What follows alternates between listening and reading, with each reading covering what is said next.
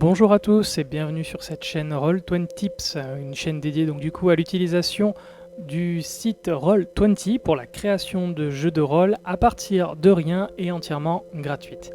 On va faire donc du coup un petit tour du site pour vous expliquer les outils qui sont à votre disposition et on finira bien évidemment par la création d'un jeu de rôle, peut-être tout entier, ou en tout cas les trucs et astuces qui vous permettront d'arriver à ce que vous souhaitez, en tout cas le plus proche possible, je l'espère. Donc, on va commencer déjà par faire un petit tour de l'outil qui nous est présenté, qui est Roll20.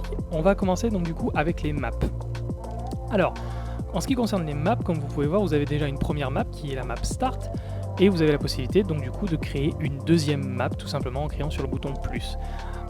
Le petit bandeau rouge là, ça veut dire donc du coup les joueurs où est-ce qu'ils vont, qu'est-ce qu'ils vont voir. Là ils verront donc du coup la map start et ils verront donc du coup si vous déplacez le bandeau avec un clic, la deuxième map, donc ça peut être l'intérieur d'une taverne, puis on passe à l'extérieur parce qu'ils ont décidé de sortir de la taverne tout simplement.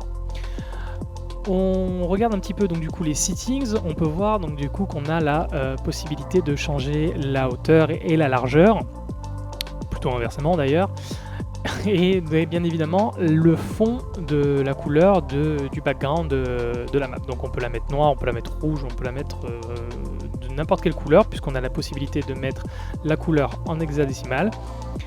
On a la possibilité de changer l'unité de chacune des cellules, si jamais la distance est quelque chose qui joue et qui est important dans votre JDR.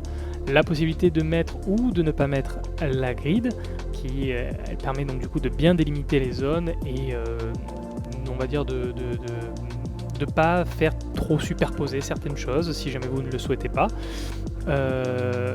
Et donc du coup ensuite on a les types de carreaux, est-ce qu'on veut de l'hexa, ou du carré, les types de mesurements pour ceux qui souhaitent faire du JDR de jeux qui existent déjà, la possibilité de mettre ou non le brouillard de guerre qui je le rappelle permet de cacher la map si vous ne l'avez pas encore découverte.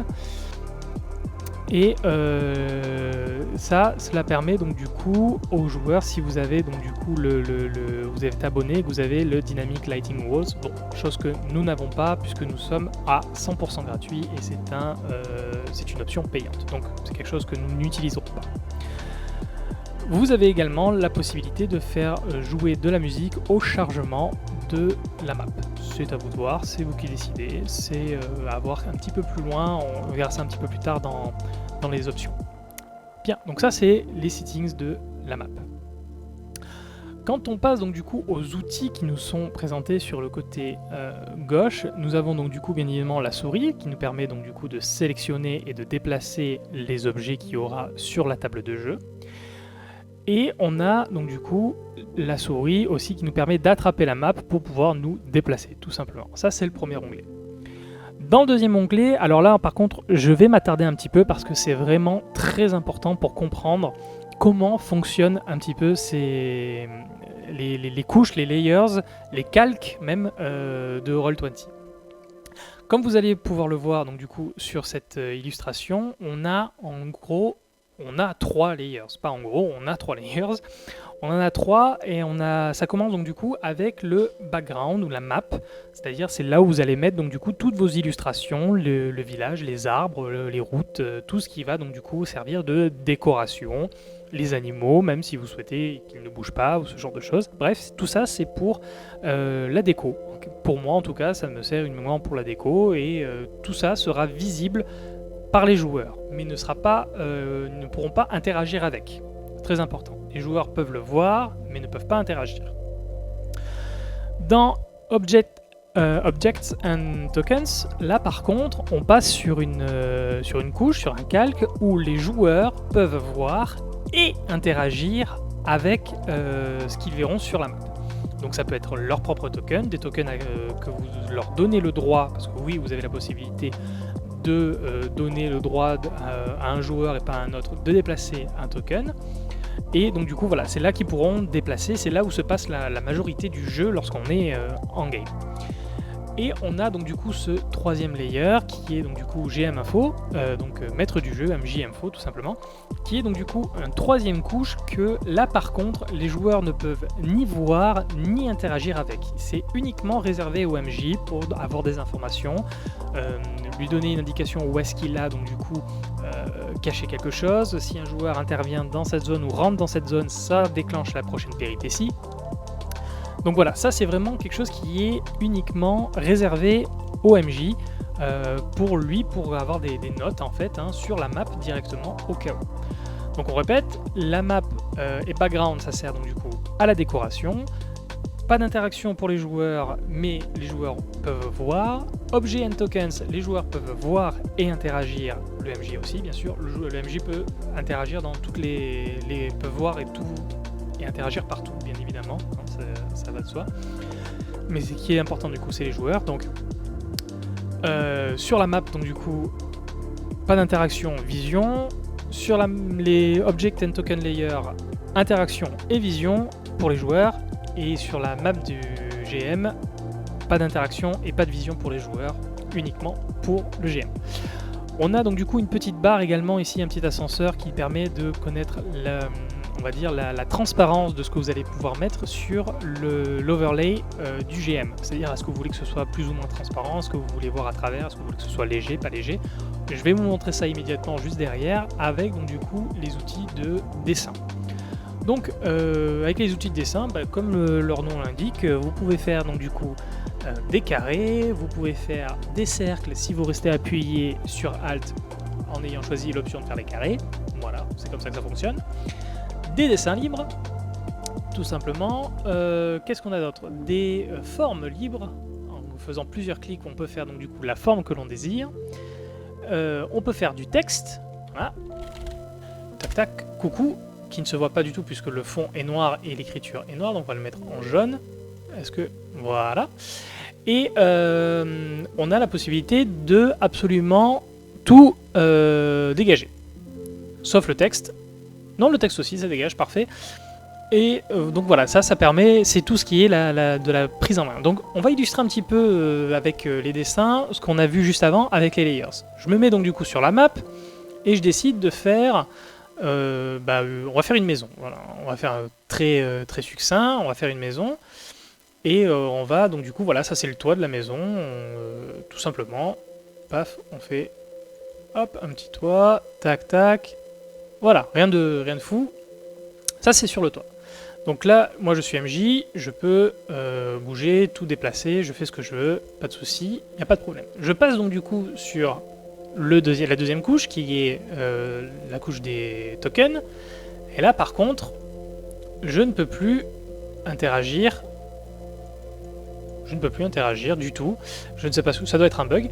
Mais je ne peux plus interagir donc du coup avec ce que j'ai mis, bien évidemment, sur la couche inférieure. Je vais mettre donc du coup quelque chose sur cette couche supérieure, donc qui est celle des tokens. On va mettre un token déjà, peut-être tout simplement. Tiens, on va remplir de violet. Hop, voilà. Et on va virer celui-là. Et donc du coup, voilà, ça c'est le token, et c'est les joueurs par exemple qui se déplacent, et eux par contre ne peuvent pas sélectionner, ça va se passer exactement comme ça, ne pourront pas sélectionner ce qu'il y a en dessous, c'est donc uniquement pour le dessin. Et on va mettre donc du coup quelque chose, une troisième couche, sur la troisième couche qui est donc du coup celle du MJ, ou que seul le MJ peut voir. On va mettre par exemple un carré, tac. C'est-à-dire que là, vous voyez l'autre carré est légèrement en transparence. Ça veut dire que là, je peux jouer sur la transparence de l'overlay. Et donc voilà, par exemple, là, je trouve que c'est très bien. À chaque fois maintenant que... Hop, je me remets sur la couche token.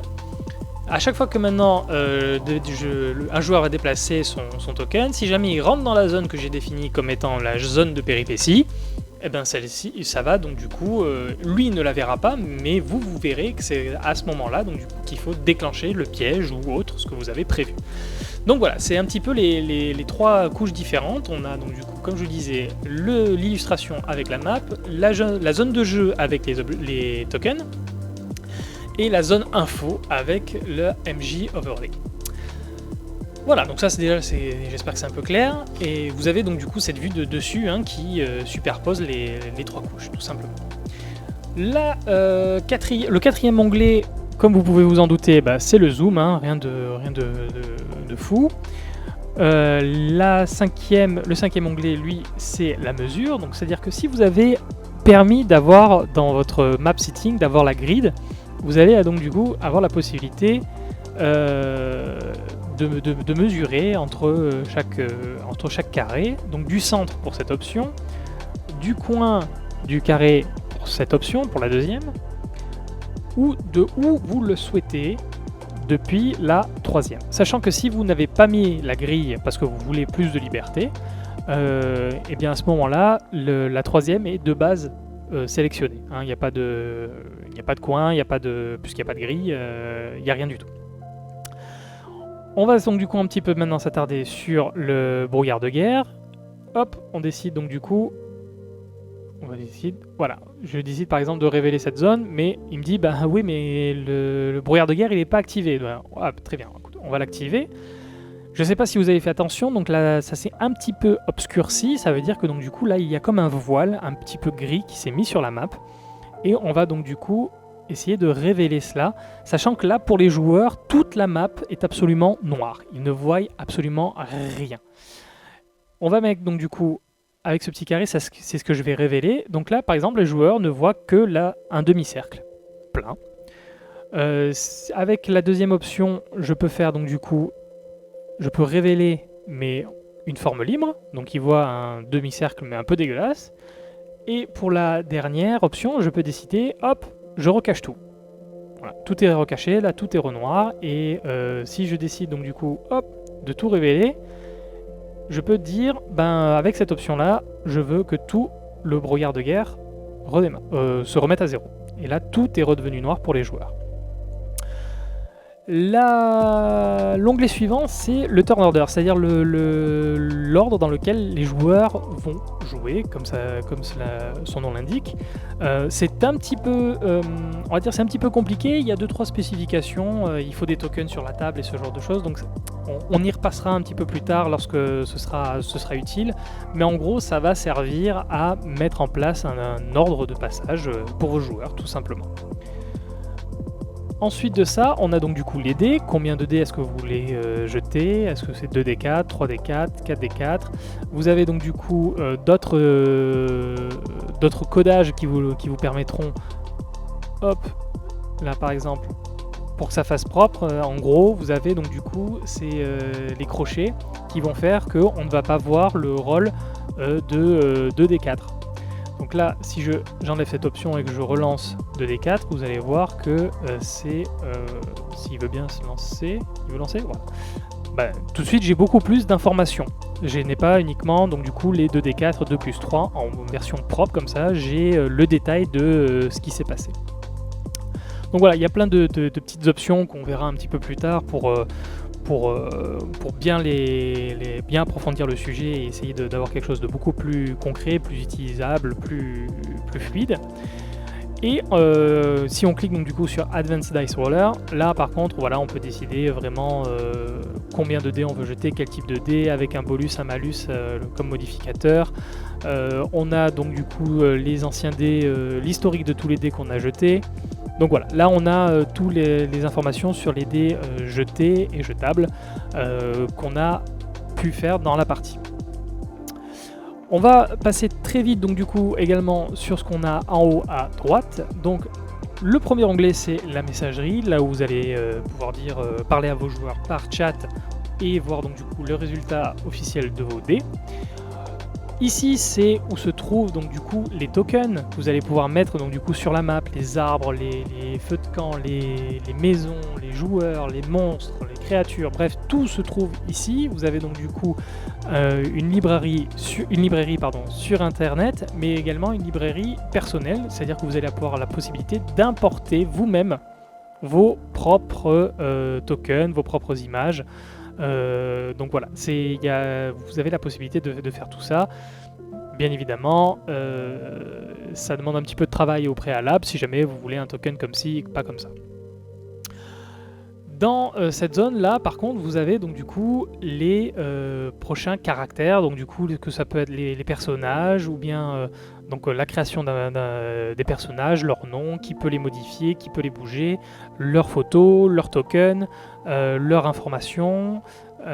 Vous allez avoir la possibilité de leur créer donc du coup des noms et des attributs, excusez-moi, et des compétences qu'on aura bien sûr grâce au macro la possibilité de faire donc du coup interagir les unes avec les autres, donc c'est très très intéressant. Et ensuite de cela, on a donc du coup donc la zone musicale, jukebox pour ceux qui utilisent, qui veulent utiliser de la musique. La zone macro qui sera très utile donc du coup pour coder. Et enfin la zone donc du coup la zone de settings donc du coup du jeu. Par exemple là, moi un truc que j'aime beaucoup faire, c'est permettre donc du coup le rôle, voir les dés rouler. Donc ça c'est un truc, voilà, c'est complètement personnel. Hop. Mais j'aime bien donc du coup voir jeter mes propres dés ou les voir rouler.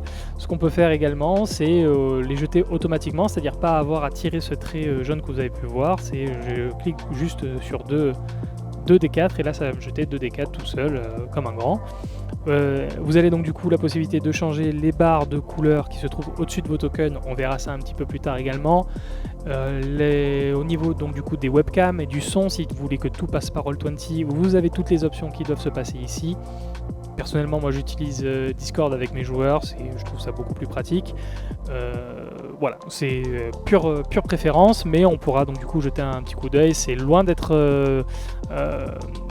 indispensable pour l'instant. En tout cas, si vous utilisez autre chose que Roll20, si vous utilisez Roll20, bien évidemment, c'est essentiel. Mais c'est pas pour ça qu'on est venu là pour l'instant. La raison pour laquelle on est venu là pour l'instant, c'est donc du coup apprendre à faire une map, créer une fiche joueur, faire interagir les joueurs, apprendre à comment on jette les dés, les modificateurs, les macros, tout ce genre de choses. Bref, il y a du boulot, et donc ça c'était déjà on va dire l'introduction. Un petit peu longue certes, mais il y avait beaucoup de choses à faire, donc voilà, là on a déjà vu beaucoup de choses, et on va donc du coup continuer sur la création, donc sur l'importation donc du coup des tokens qu'ils se trouvent sur internet, ou si vous voulez en créer un vous-même. Voilà, comment faire pour donc du coup importer et utiliser les tokens de Roll20. Ce sera la prochaine vidéo normalement, si je ne dérive pas trop du sujet. Voilà, j'espère que cette petite introduction n'était pas trop longue, j'espère que vous avez compris la plupart des informations. Si vous avez des questions, n'hésitez pas à les poser dans les commentaires. Je vous souhaite une agréable journée et je vous remercie de m'avoir écouté. A très bientôt, salut!